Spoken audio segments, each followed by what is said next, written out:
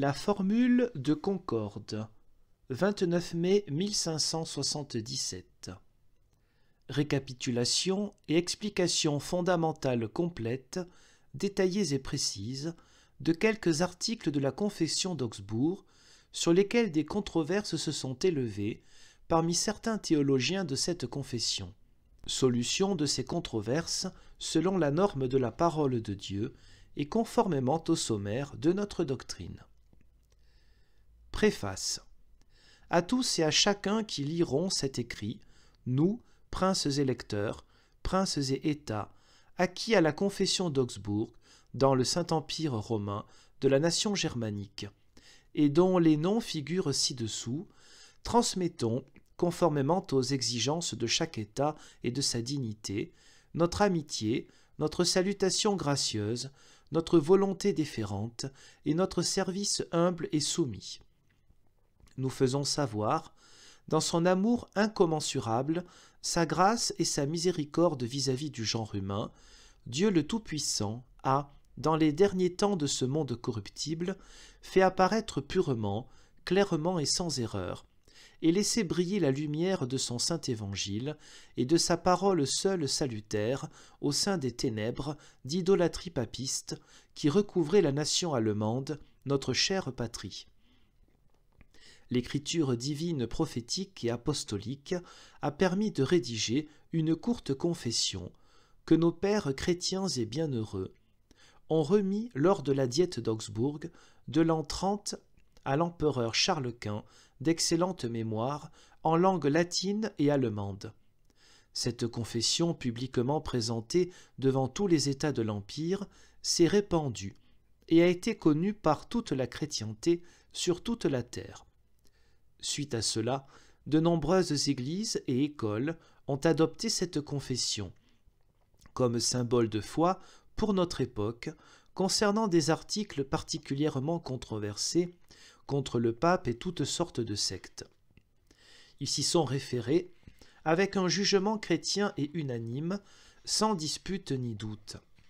Ils y ont trouvé la vraie doctrine parfaitement fondée dans l'Écriture sainte, brièvement résumée dans les anciens symboles qui ont fait leur preuve, doctrine des premières églises et de toutes les églises du Christ enseignant correctement. Ils y ont reconnu le consensus, fruit de la lutte contre beaucoup d'hérésies et d'erreurs, consensus souvent réaffirmé. Ils s'y sont conformés et l'ont maintenu avec fermeté. Cependant, peu de temps après le décès chrétien du bienheureux docteur Martin Luther, hautement inspiré, il y eut dans notre chère patrie, la nation allemande, des courants dangereux marqués par de graves tumultes. Dans pareilles situations inquiétantes, et face à la décomposition de l'ordre bien établi, l'ennemi du genre humain s'efforce de semer sa graine, la fausse doctrine et la discorde, de provoquer dans les églises et les écoles des divisions néfastes et fâcheuses, dans le but d'altérer la pure doctrine de la parole de Dieu, de couper le lien de l'amour et de l'unanimité chrétien, d'arrêter et d'empêcher sensiblement l'expansion du Saint-Évangile. Comment les ennemis de la vérité divine en ont tiré prétexte pour donner mauvaise réputation à nos écoles et églises, masquer leurs propres erreurs, détourner les pauvres consciences errantes de la connaissance de la pure doctrine évangélique et les soumettre d'autant plus facilement aux jougs et aux contraintes papistes ou à d'autres erreurs s'opposant à la parole de Dieu. Cela est bien connu et manifeste et n'est pas resté caché. Nous n'aurions rien préféré davantage, ni rien souhaité de la part du Tout-Puissant, ni demandé d'autre, que de voir nos églises et écoles maintenues dans la doctrine de la parole de Dieu, dans l'amour et l'unité chrétienne, et se développant conformément à la parole de Dieu de manière chrétienne et bien organisée, comme cela fut le cas du vivant du docteur Luther. Mais il s'est passé la même chose que du vivant des saints apôtres. Au sein des églises, dans lesquelles ils avaient eux-mêmes planté la pure et claire parole de Dieu, des doctrines erronées ont été introduites par de faux maîtres. Le même malheur advint dans nos églises à cause de l'impénitence et des péchés, et de nous et du monde ingrat. Nous nous sommes, pour cela, souvenus du ministère que nous portons sur ordre de Dieu. Nous nous sommes appliqués avec zèle afin que dans nos pays et territoires, les doctrines fausses et pernicieuses qui s'y étaient introduites et glissaient sournoisement de plus en plus, soient réprimées et que nos sujets soient maintenus dans la bonne voie de la vérité divine, une fois reconnus et confessés, et n'en soient plus détournés. Pour cette raison, nos dignes ancêtres et certains d'entre nous se sont retrouvés à Francfort-sur-le-Main en l'an 58, à l'occasion de la journée des princes électeurs qui s'y est tenue alors. Nous y avons convenu d'une rencontre commune, lors de laquelle nous traiterions amicalement et de manière appropriée de certaines affirmations que nos adversaires ont avancées calomnieusement à propos de nous, de nos églises et de nos écoles. Suite à cela, nos bienheureux ancêtres et une grande partie d'entre nous se sont retrouvés à Naumbourg, en Thuringe. Nous y avons repris la dite confession d'Augsbourg, remise à l'empereur Charles Quint lors de la grande diète d'Augsbourg de l'an 30. Cette confession chrétienne, basée sur le témoignage de la vérité inaltérable de la parole de Dieu, doit nous préserver, et nos descendants plus tard, autant qu'il est en notre pouvoir, de toute doctrine impure et fausse s'opposant à la parole de Dieu, et les mettre en garde. Nous y avons souscrit une nouvelle fois unanimement et ainsi montré à notre Majesté impériale, notre très gracieux Seigneur, que notre intention et notre volonté ne sont pas d'exposer de maintes manières, d'accepter, de défendre et de répandre une doctrine autre ou nouvelle, mais de demeurer dans la vérité donnée par Dieu, reconnue et confessée à Augsbourg en l'an 30, et d'y rester attachés fidèlement. Notre certitude et notre espérance étaient non seulement de détourner les adversaires de la pure doctrine évangélique et des médisances et calomnies qu'ils avaient imaginées et proférées contre nous, mais aussi d'inciter par pareille répétition de la confession les personnes ayant le cœur bon à rechercher avec plus de sérieux encore la vérité de la parole de Dieu, seule salvatrice, afin qu'elles puissent y adhérer et y demeurer entièrement, en vue du salut de leur âme et de leur félicité éternelle, sans devoir retomber dans des querelles et des disputes. Nous avons cependant dû faire la pénible expérience que pareille déclaration et répétition de notre confession chrétienne antérieure n'ont été que très peu prises en compte par nos adversaires. Nous-mêmes et nos églises avons continué à être la cible des propos malveillants et fâcheux qu'ils diffusent.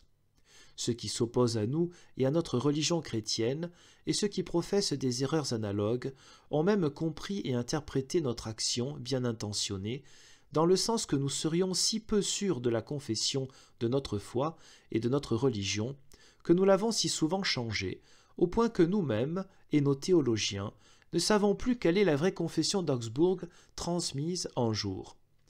Ces propos sans fondement de nos adversaires effraient et détournent de nombreux cœurs pieux de nos églises et écoles, de notre doctrine, de notre foi et de notre confession. À cela s'ajoute le malheur que, sous le nom de la dite confession d'Augsbourg, la fausse doctrine du Saint-Sacrement du corps et du sang du Christ et d'autres opinions erronées ont été introduites dans nos églises et écoles. Certains théologiens instruits, craignant Dieu et aimant la paix, ont, à juste titre, constaté qu'il n'y a pas meilleure manière pour contrer ces fausses calomnies et les querelles religieuses qui empirent quotidiennement que l'élucidation des divisions à propos des articles controversés,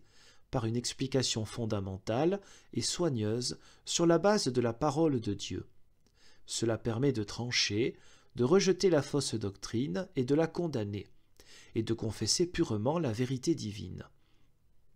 Ainsi, on ferme, avec juste raison, la bouche aux adversaires, et l'on donne au cœur simple et pieux la bonne explication et les instructions qui leur permettent de se retrouver dans ces querelles et d'être préservés à l'avenir, par la grâce de Dieu, de toute fausse doctrine. Ces théologiens se sont tout d'abord expliqués les uns aux autres par des écrits détaillés, fondés sur la parole de Dieu, pour mettre en évidence et bien montrer comment les divisions fâcheuses évoquées peuvent être dépassées et éliminées sans porter atteinte à la vérité divine. Ainsi, on prive les adversaires de l'effet recherché et de tout prétexte aux calomnies. Certains ont aussi pris les articles controversés, les ont étudiés dans la crainte de Dieu, les ont examinés et expliqués, et ont montré dans un écrit comment on peut chrétiennement dépasser les divisions survenues. Lorsqu'on nous a présenté partiellement pareille œuvre chrétienne, nous ne nous sommes pas seulement réjouis de cette entreprise, mais nous avons estimé de notre devoir de la favoriser avec un sérieux et un zèle chrétien, à cause du ministère qui nous incombe et qui nous a été confié par Dieu. C'est pourquoi nous, princes électeurs de Saxe, etc., sur le conseil, et avec l'aide de certains princes électeurs et princes rattachés à notre religion, et dans le but de promouvoir l'unité des enseignants chrétiens, avons invité un nombre un peu moins important de théologiens instruits, éminents, non suspects et expérimentés à Torgau en l'an 76. Ils se sont entretenus des articles controversés et de l'accord rédigé à ce propos dont il est question ici. Après l'invocation de Dieu le Tout-Puissant, et à sa louange et en son honneur, après une bonne réflexion et avec un grand zèle, par la grâce particulière et l'Esprit Saint, ils ont résumé en bon ordre ce qui était approprié et nécessaire et rédigé un livre qui a été envoyé ensuite à de nombreux princes électeurs, princes et États rattachés à la confession d'Augsbourg. Il a été demandé à nos chers cousins et aux autres de faire relire ce texte par leurs meilleurs théologiens, avec un sérieux particulier et un zèle chrétien, d'y réfléchir, de faire rédiger des écrits contenant leurs commentaires et leurs critiques, et de nous faire connaître sans crainte leurs opinions et leurs propositions. Ayant reçu ces réactions contenant maintes indications chrétiennes, nécessaires et utiles, permettant, grâce à la parole de Dieu, de préserver la doctrine chrétienne contenue dans la déclaration envoyée face à toutes sortes d'interprétations dangereuses, et dans le but d'éviter qu'à l'avenir une doctrine impure ne se cache sous cette déclaration, et afin qu'elle soit une explication claire de la vérité, aussi, pour nos descendants, la formule de concorde chrétienne qui suit a été réalisée.